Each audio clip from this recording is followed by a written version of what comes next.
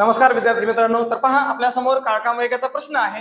प्रश्नामध्ये असं सांगितलं, काही माणसे एक काम 50 दिवसात पूर्ण करतात, मात्र 5 मजूर कमी केल्यावर तेच काम संपण्यासाठी आता 10 दिवस जास्त लागतील, तर सुरुवातीला किती मजूर होते? मुलांना आपल्याकडे हा फॉर्म्युला आहे M1 गुणिले D1 म्हणजे पहिल्या गटातील व्यक्ती गुणिले पहिल्या गटातील दिवस बरोबर दुसऱ्या गटातील व्यक्ती गुणिले दुसऱ्या गटाला लागणारे दिवस.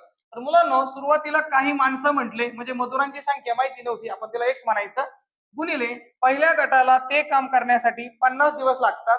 तर बरोबर मुलांनो, मात्र आता मजुरांची संख्या 5 न कमी केलेली आहे.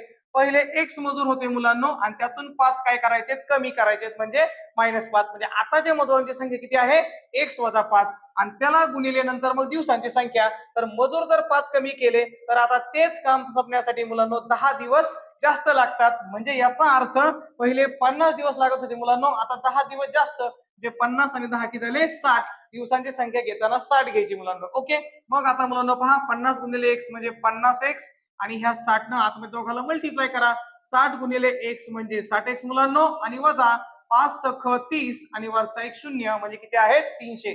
आता संख्याकडे संख्या आहे मुलांनो, हे 50 अधिक आहेत 50 एक्स, तिकडे गेल्यावर मायनस होतील आणि -300 इकडे आल्यावर काय होतील +300 बरोबर. या 60 एक्स मधून हे 50 एक्स वजा झाले मुलांनो, म्हणजे किती आले मुलांनो 10 एक्स. तर 10 इथे गुणिले आहेत तर 300 ला भागिले होतील, 300 भागिले 10 बरोबर एक्स, म्हणजे 0 0 कॅन्सल, म्हणजे इथं एक्स बरोबर किती मुलांनो 30. म्हणजे याचा अर्थ सुरुवातीला त्या ठिकाणी किती मजूर होते, 30 मजूर होते. ऑप्शन नंबर कोणता आहे, सी.